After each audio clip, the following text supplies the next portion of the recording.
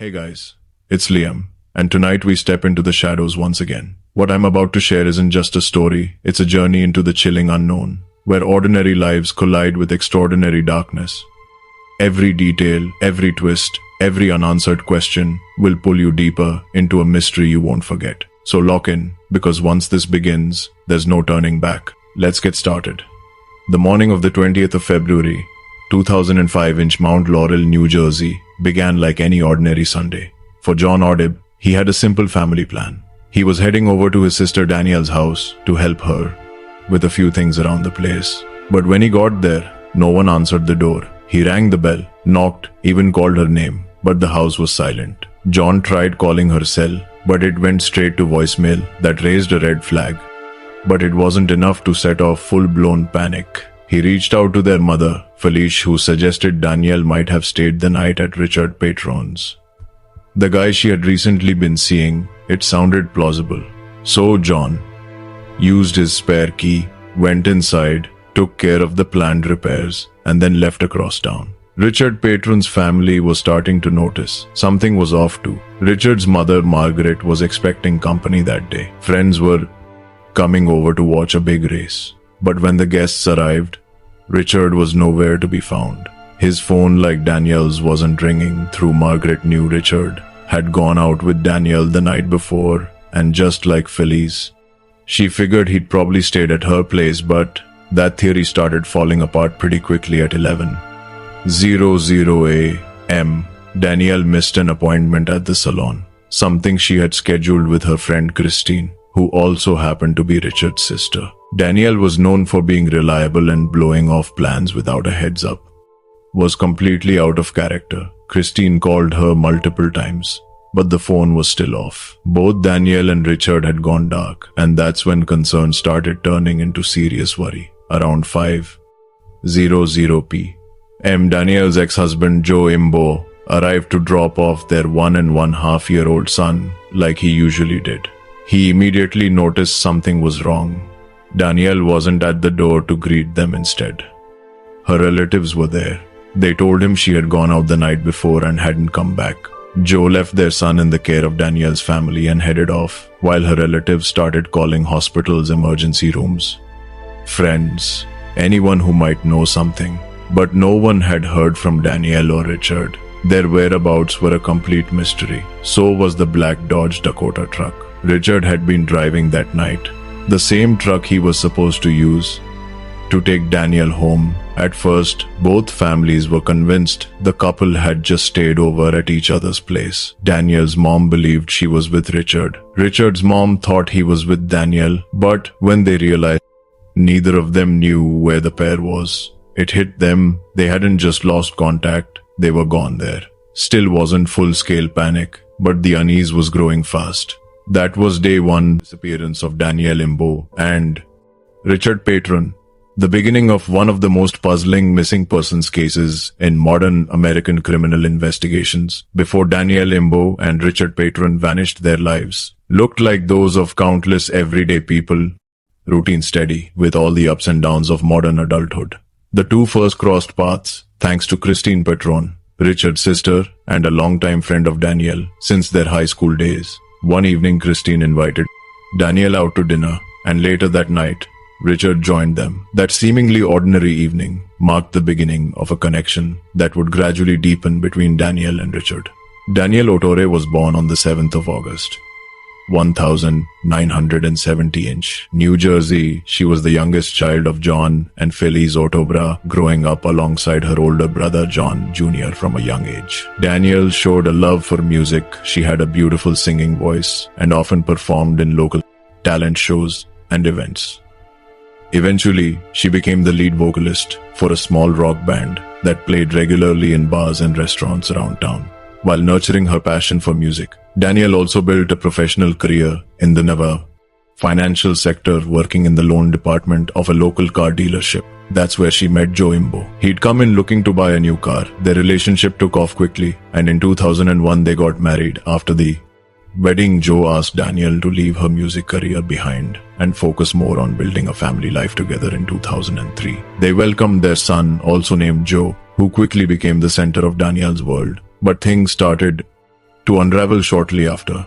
In 2004, Joe took off to attend the Super Bowl, leaving Danielle at home to care for their son, who wasn't feeling well when he returned. He made an unexpected announcement. He wanted a divorce. Joe revealed that he had fallen for someone else. He moved out soon after, but continued to spend time with their son on weekends. Danielle, now a single mom, found herself juggling parenthood and financial responsibilities on her own to provide for herself and her son. Danielle took a job at an insurance company, handling financial claims. The company allowed her to work from home, which helped her manage her schedule more. Danielle, a rare chance to enjoy an evening out. The date fell during a long weekend, celebrating President's Day. The city was alive, with activity streets packed with people, enjoying the festive atmosphere. Bars and restaurants filled to capacity. Despite the energy in the air, the temperature had dropped to around 26 degrees Fahrenheit. The chill was sharp, especially near the rivers and on open streets. Danielle and Richard met at a spot called Abilene, located at 429 South Street.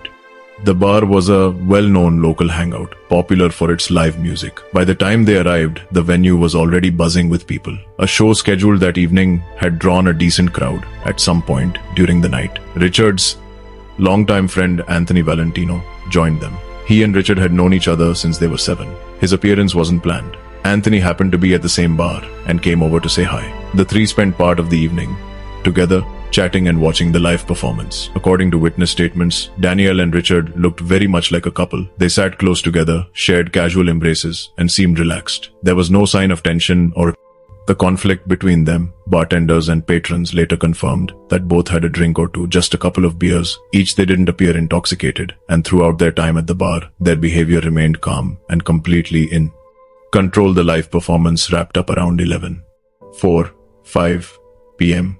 Some in the group, including Anthony Valentino, planned to keep the night going at another bar where another show was happening, but Richard and Danielle declined, explaining that the next day was reserved for spending time with their kids. They were ready to call it a night and head home to rest. Richard mentioned that he had parked his truck, a black 2001 Dodge Dakota, nearby. He offered to drive Danielle back to her place and then planned to head home himself. Nothing seemed unusual about their departure, according to witnesses, including Anthony. The two left the bar together and walked in the direction of where Richard had parked. That was the last time anyone saw them. No video footage captured their exit or any trace of their movement. After leaving the venue that night, they disappeared from the heart of the city without leaving any clear signs behind. It was the final confirmed sighting of Danielle Imbo and Richard Patroni. When a full day passed with no word from either of them, a missing persons report was finally filed with law enforcement. By that point, 4 hours had gone by since they were last seen. Until then, authorities had been hesitant to act, citing the fact that both were adults and may have chosen to remain out of contact on their own. The day after the official report was submitted, the search began in earnest. Loved ones sprang into action alongside law enforcement.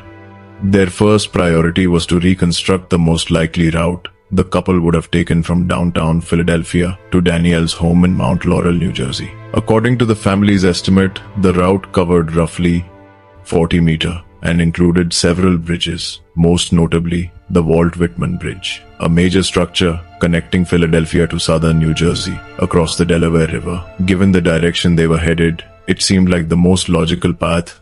Search efforts focused heavily on that bridge and the surrounding areas.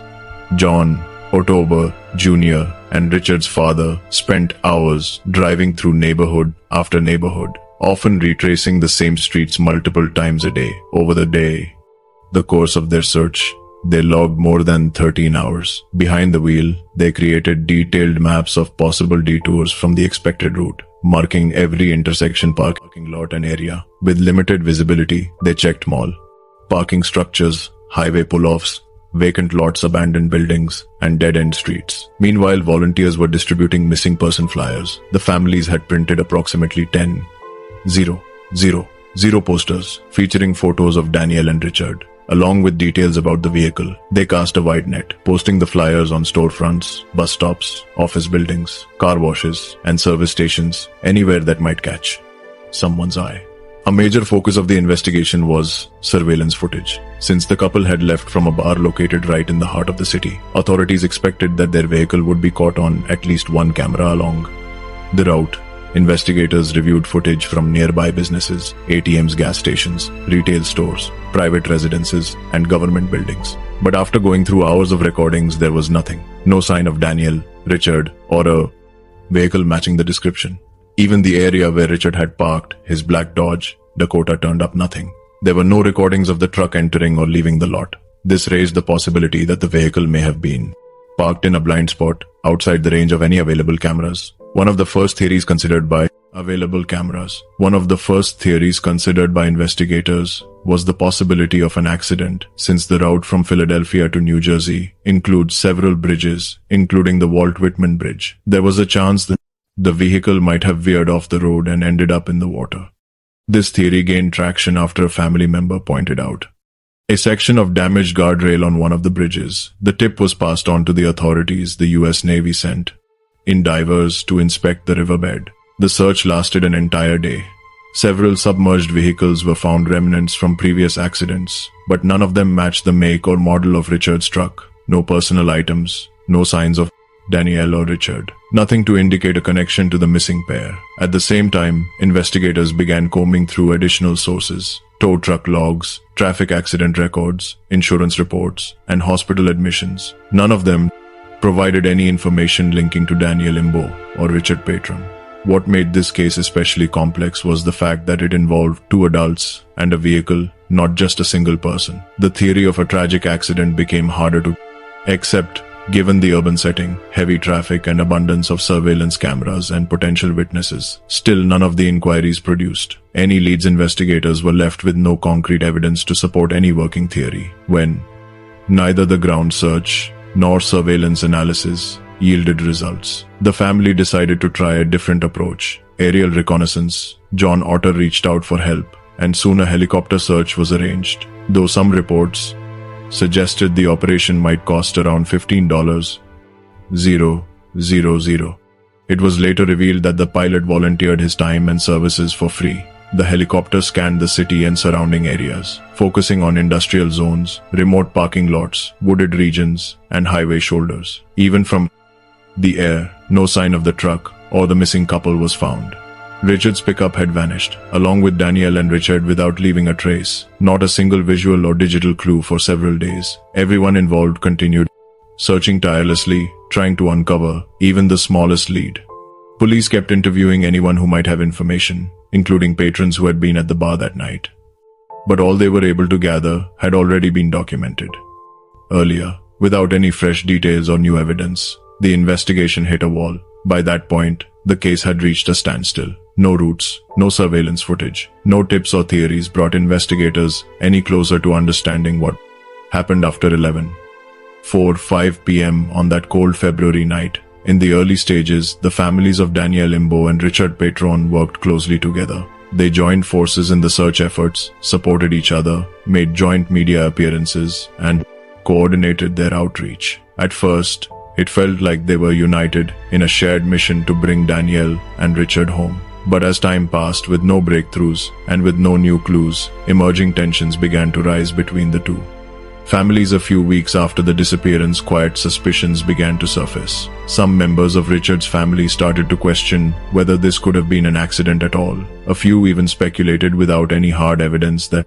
Danielle might have played a role in the disappearance and then vanished herself. The theory was based on nothing more than frustration and confusion, but it began to circulate in response. Danielle's family developed their own theory. Perhaps Richard's past had caught up with him, and whatever happened that night was the result of something he had been involved in.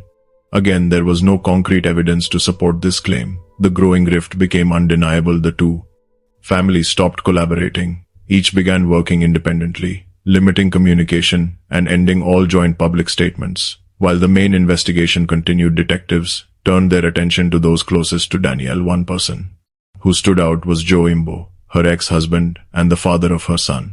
According to available information, not long before Danielle's disappearance, Joe had expressed interest in reconciling. Relatives of Richard claimed that Joe had reached out to him several times, making phone calls and expressing strong disapproval of his relationship with Danielle.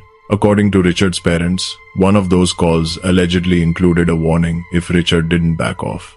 there would be consequences. While the exact content of those calls couldn't be verified, phone records confirmed that the calls did take place. This was enough to prompt investigators to take a closer look at Joe's whereabouts. During the time of the disappearance on the night Danielle and Richard went missing, Joe was reportedly staying at his parents' house, spending the weekend with his son. Other members of the household were present that night as well. One of them gave consistent statements. Joe had not left the house, went to bed before midnight, and stayed in for the rest of the night. Multiple witnesses confirmed his presence, and none of their accounts showed any inconsistencies. Police carefully reviewed all the information and ultimately concluded that Joe had a solid alibi. There was no direct evidence linking him to the disappearance. Still, his name continued to surface in online discussions. Rumors, theories, and speculation began to spread further, deepening the divide between the two families. Officially, Joe Imbo was never named a suspect. However, some of Richard's relatives remained skeptical to Danielle's family. Such insinuations felt not only baseless but deeply offensive. The relationship between the two families was permanently fractured. The complete lack of clues, witnesses, or physical evidence left the investigation without a clear direction. In the absence of anything concrete, multiple theories emerged, each based on speculation. One of those theories suggested the couple's disappearance was the result of deliberate actions carried out by a third party. In February 2008, the FBI released an official statement proposing the possibility that professional actors may have been involved. The statement emphasized the total absence of evidence, especially the missing vehicle, as a potential indicator of a highly skilled operation. A truck that size couldn't simply vanish without a well-coordinated plan. According to investigators, the incident appeared to have been organized in advance and executed with precision. From that point on, the case was no longer seen as a standard missing person situation. It was reclassified as a potential crime, possibly premeditated. Still, the investigation failed to identify a person of interest or motive. There was no indication that either Danielle or Richard had enemies or ties to any dangerous activity. Both led low-profile, steady lives. Neither had debts, criminal records, or known disputes that might explain such a targeted act. At a certain point, the FBI became formally involved in the investigation. They combed through bank accounts, credit histories, phone records, messages, employment details, social connections, and personal backgrounds for both Danielle and Richard. Everything came back clean. Another theory that circulated publicly suggested the possibility of a secret life.